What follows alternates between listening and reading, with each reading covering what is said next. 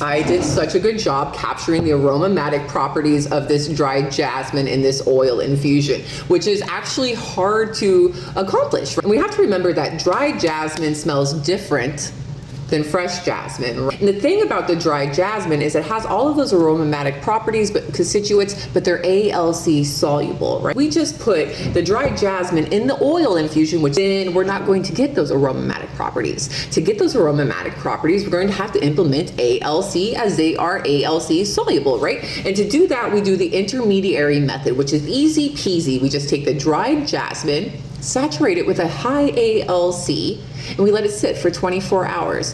And then we go ahead and evaporate out that ALC on a little bit of low and slow heat. And what this does is it snaggles up those ALC aromatic constituents and it lets it transfer into the oil, the fat. But there was another thing I did to capture those aromatic properties, and that was the warm digestive method, right? So I went ahead, did the intermediary method, evaporated out the ALC, and then implemented my fat, my oil. And then I took the mixture and I set it on a heating pad, about 98 degrees body temperature, as it is a digestive process, much like our stomach.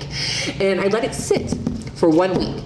And then after that week, I take her off the heat and I let her sit in the dark.